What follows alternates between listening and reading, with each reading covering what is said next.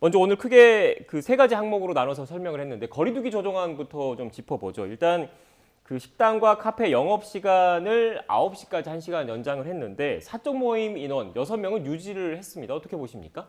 일단 두 가지 그 팩트를 비교해 볼 때, 네. 그러니까 사적 모임 인원하고 영업 시간 둘 중에 비중을 따져봤을 때는 사적 모임 인원을 늘렸을 경우에는 이게 더 위험도가 높다라고 평가를 할 수가 있고요. 네. 지금 뭐 기존 영업 시간 9시까지부터 10시까지로 1시간 연장이 됐는데 이제 더 이상 11시, 12시까지 연장을 하게 되면 아마 1차에서 식사를 하신 다음에 자리를 옮길 가능성이 상당히 높거든요. 이렇게 되면 감염 확산의 위험도가 높아진다라고 판단을 했기 때문에 일단은 최소 범위 내에서 뭐 방역 조치를 일정 부분 완화를 했다 이렇게 보시면 될 것 같습니다. 근데 뭐 굳이 왜 9시에서 10시로 영업 시간을 연장한 게 무슨 의미가 있느냐라고 할 수가 있는데 보통 9시에 영업 종료를 하게 되면 한 8시 정도면 주방이 문을 닫습니다. 네. 근데 그렇게 되면 사실상 식사하는 시간이 굉장히 짧아질 수가 있고 뒤늦게 오신 분들도 식사를 못 하시는 경우도 상당히 높거든요. 그렇기 때문에 이런 그러니까 어떤 자영업자분들의 어떤 불만을 최소화하는 범위 내에서 방역 조치를 완화했다 이렇게 보시면 될 것 같습니다. 네. 그러니까 지금 하루 신규 확진자가 10만 명을 넘어서면서 지금 오미크론 확산세가 걷잡을 수 없이 지금 커지고 있는 상황이지 않습니까? 네네. 그런데 이 소상공인분들, 자영업자분들의 경제적인 어려움도 가중되고 있으니까 어떻게 보면 방역 당국의 고육지책이다 이렇게 봐야 된다는 말씀이십니까? 그렇죠. 지금은 오미크론 확산이 오늘 10만 명을 넘었기 때문에 신규 확진자 규모가 아직 정점을 정확하게 규모를 예측하기도 어렵고 정점에 도달하는 시기도 예측하기가 상당히 어렵거든요. 네. 이러한 상황에서 만약 방역 조치가 완화된다라고 하면 급속하게 신규 확진자 규모가 증가할 가능성이 있거든요. 그래서 지금은 방역 조치를 완화하는 거는 상당히 적절치 않다라고 판단을 하고 있고요. 기존에 이미 방역 조치가 많이 완화됐습니다. 우리가 자가격리 기간도 7일로 단축을 했고 역학조사 방법도 자기기입식으로 바뀌었거든요.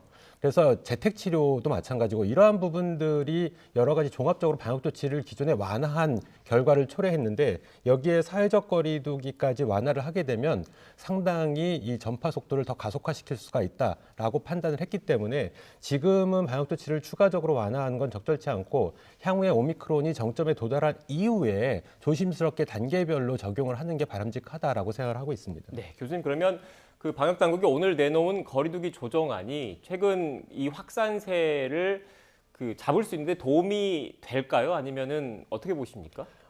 지금 도움이 된다라는 측면이 아니라 네. 추가적으로 상당한 피해를 최소화할 수 있는 방법 중에 하나다 이렇게 볼 수 있습니다. 네. 그렇다고 해서 지금 방역 조치 오히려 강화하는 것도 사실은 좀 적절치 않아 보이고요.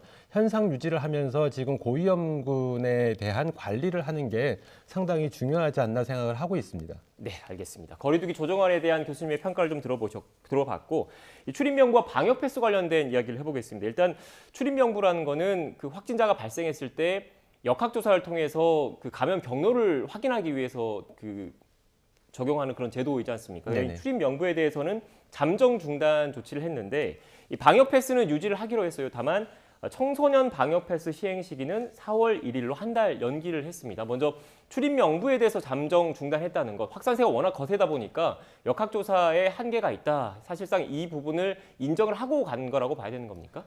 그렇죠. 지금 단계에서는 확진자 규모가 너무 많고 네. 실제로 진단검사 방법을 PCR에서 신속항원 검사로 전환을 하게 되면서 실제로 놓친 감염자들이 상당히 많거든요. 그래서 이러한 상황에서 출입명부의 실효성에 의문이 제기가 되다 보니까 일단 출입명부 기록 의무화 조치는 해제를 했는데 QR코드는 그대로 유지를 하거든요. 왜냐하면 방역 패스를 적용하려면 QR코드 인식이 필요합니다. 그렇죠. 근데 사실상 출입명부와 QR코드가 뭐가 다른지는 저는 좀 개인적으로 의문점이 있고요. 네. 그래서 어찌됐든 지금 단계에서 방역 패스도 어느 정도는 유지를 할 필요가 있다. 그러니까 앞서 말씀드린 것처럼 오미크론 정점에 도달할 때까지는 유지할 필요가 있다라고 생각을 하고 있습니다. 그래서 오미크론 정점에 대한 또 논란도 상당히 많거든요. 그러니까 국가수리과학연구소에서는 아마 27만 명, 그러니까 3월 중순에 27만 명 정도의 정점에 도달할 거다 이런 얘기를 하고 있는데 글쎄 저는 개인적으로 상당히 어떤 특정 시기나 규모를 수치화해서 예측을 하는 그런 거는 상당히 좀 조심스럽거든요, 사실상. 근데 그럼에도 불구하고 말씀을 드리면 일단 정점 규모는 제가 개인적으로 볼 때는 한 30만에서 40만 명 정도로 예측을 하고 있습니다. 근데 그거보다 더 많아질 수는 분명히 있습니다. 근데 이 대표적인 뭐 한 가지 근거로 들 수 있는 게, 그러니까 일본 같은 경우가 정점에 도달했을 때의 일 신규 확진자 규모가 10만 명 정도였거든요. 근데 진단검사 건수가 20만 건 정도밖에 안 됩니다.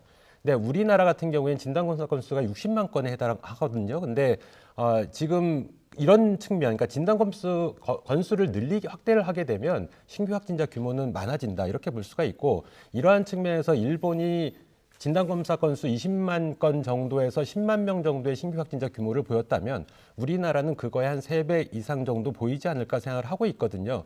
해외 뭐 미국이라든가 영국이라든가 이런 유럽 국가들도 마찬가지인데, 사실은 공식적으로 발표가 된 신규 확진자 규모는 상당히 축소화돼 있을 수 있다. 왜냐하면 진단검사를 우리나라처럼 이렇게 철저하게 진행을 안 하거든요. 그러니까 우리나라 같은 경우에 상대적으로 일본보다도 지금 일본이 정점을 보였던 수치를 넘어서고 있는데, 그런 대표적인 이유가 여러 가지 여건이 일본이 상당히 우리나라랑 유사하거든요. 그럼에도 불구하고 우리나라는 진단검사 건수를 국민들께서 굉장히 적극적으로 참여를 하시면서 일단 신규 확진자 규모가 늘어나고 있다. 그래서 정점에 도달했을 때 그 확진자 규모는 아마 30만에서 40만, 혹시 진단검사를 더 적극적으로 참여를 하시게 되면 그 이상도 될 수가 있다라고 볼 수가 있고요. 네. 도달하는 시점 같은 경우에는 제가 보기에는 4월경으로 당초 예상을 했습니다만, 앞서도 말씀드린 것처럼 뭐 지금 격리 기간이라든가 진단검사 방법이라든가 역학조사라든가 이런 방역조치 완화 부분이 있었기 때문에 조금 더 앞당겨질 수는 있다. 근데 또 일간에서는 그런 얘기를 합니다. 그러니까 이게 빨리 방역조치를 완화해서 한꺼번에 많은 환자가 나오게 되면 면역력을 획득하게 되면서 더 빨리 종식이 되는 게 아닌가, 이런 의문점도 이제 제기하시는 분이 계신데, 제가 보기에는 오미크론 확산에 의해서 감염되실 그 그룹의 인원수는 어느 정도 정해져 있다라고 보고요. 네. 이 부분을 방역조치를 완화해갖고 영국처럼 급속하게 많은 신규 확진자가 발생을 하게 되면 더 정점에 도달하는 시기는 단축될 수 있다. 다만 한꺼번에 너무 많은 확진자가 나오다 보니까 이 부분이 중환자로 이어지게 되고 의료 시스템이 마비되는 사태를 보일 수 있다. 그래서 인적 피해가 굉장히 심할 수가 있다라고 볼 수가 있고요. 그렇기 때문에 우리나라는 정점에 도달하고 그리고 완화되는 속도도 더디게 진행이 되더라도 일단 정점에 도달할 때까지의 그 신규 확진자 규모를 최소화하면서 우리 의료 시스템이 제대로 작동을 하도록 관리를 하는 게 상당히 중요하지 않나, 이렇게 생각을 하고 있습니다. 네, 지금 교수님께서 자연스럽게 현재 오미크론 확산세까지 좀 설명을 해주셨는데, 앞선 그 최근 확진자 추이 그래픽 다시 한번 좀 보여주시겠습니까?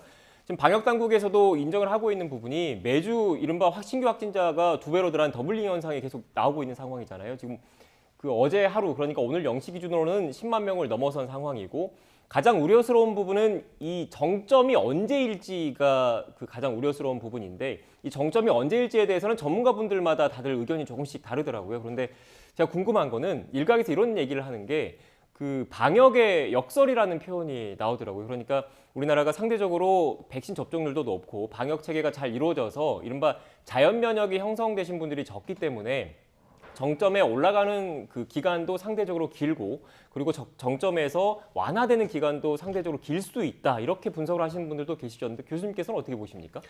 방금 전에 제가 말씀드렸던 부분 끝부분하고 상당히 네. 뭐 일맥상통하는 얘기거든요. 네. 그러니까 제가 보는 견해에서는 오미크론 확산에 때문에 감염되시는 분들, 환자분들의 규모는 어느 정도 정해져 있다라고 네. 볼 수가 있습니다. 그러니까 우리가 기존의 백신 접종으로 면역력을 획득하신 분들도 계시고요. 오미크론 확산에 따라서 감염이 되면서 자연 면역을 형성하시는 분도 계시거든요. 네. 그렇게 해서 정말로 상당수 인구의 대부분이 일단 면역력을 획득했을 때 집단 면역이 형성되는데, 그렇기 때문에 우리나라 같은 경우에도 일정 규모가 앞으로 감염될 걸로 예상된다. 근데 방역 조치를 완화해서 한꺼번에 많은 분들이 감염되면 정점에 도달하는 시기는 상대적으로 짧아진다. 그러니까 해외 같은 경우에는 우점화되기 이후부터 한 3주 정도 됐을 때 정점에 도달했거든요. 그러니까 이런 측면에서 우리나라 같은 경우에는 우점화되는 유입부터 우점화까지 7주 정도가 걸렸는데, 그렇기 때문에 상대적으로 한 2배 정도 지연되어 있다. 그래서 뭐 방역의 역설이다, 이런 표현을 쓰기도 하는데, 제가 보기에는 다소 전체적인 유행 기간이 상대적으로 해외보다는 2배 정도 길더라도 정점에 도달했을 때 확진자 규모가 상당히 높게 되면, 그러니까 영국처럼 한꺼번에 방역 조치를 완화하게 되면 그로 인한 의료적 피해가 상당히 높다 이렇게 볼 수가 있고요. 뭐 예를 들면 우리나라 같은 경우에 누적 사망자 수가 7,000명 남짓 정도 되는데 영국 같은 경우에는 16만 명 정도가 되거든요. 그러니까 상당 한 20배 이상 높다. 그러니까 그만큼 사망자 수도 높다 이렇게 볼 수가 있거든요. 그렇기 때문에 인적 피해를 최소화하는 차원에서는 다소 유행 기간이 길더라도 관리를 해가는 게 상당히 현명한 방법이 아닐까 이렇게 생각을 하고 있습니다. 네, 지금 그러니까 교수님 말씀을 쭉 들어보면 오미크론 이 확산세 상황에서 그 확산세를 추가적으로 더 확실하게 잡기가 어렵다면 위중증 환자라든지 치명률이라든지 어떻게 보면 인명 피해를 최소화할 수 있는 방안에 집중을 해야 된다 이런 말씀이신 것 같은데요. 관련된 그래픽이 하나 있는데 그 다시 악화하는 코로나19 방역 지표 다시 한번 좀 띄워주시겠습니까? 그런데 문제는 그 오미크론 변이가 방역 당국도 그렇고 전문가분들의 분석에 따르면 그 델타 변이보다는 치명률이 낮지만 독감보다는 높다고 하더라고요. 그리고 이 치명률이라는 게 그 비율인 거잖아요. 그런데 네네. 신규 확진자 수가 많이 늘어날수록 그러니까 모집단의 크기가 커질수록 위중증 환자라든지 그 돌아가신 분들도 늘어날 수밖에 없는 구조인 거지 않습니까? 그렇게 네네. 됐을 경우에 가장 중요한 거는 우리 의료 체계가 이거를 버틸 수 있는 것인지 대응할 수 있는 것인지에 대한 우려가 클 수밖에 없는데 지금 현재 상황은 어떻다고 보십니까? 지금 상황에서는 일단 병상 기준으로 보면 중환자 병상 같은 경우에 가동률이 한 30% 정도를 보이고 있거든요. 네. 그리고 나머지 병상, 그러니까 뭐 감염병 전담 병원이라든가 뭐 중환자 병상 같은 경우에는 40%대의 가동률을 보이고 있는데 일단 지금 최근 경향성이 조심스럽게 위중증 환자도 늘어나고 그리고 60세 이상의 고령층에서의 확진자 비율도 늘어나고 있거든요. 그러니까 기존에는 최근까지 10% 안쪽 전체 확진자 대비 60세 이상의 확진자 비율이 10% 안쪽이었다가 지금 10%를 넘어서고 있습니다.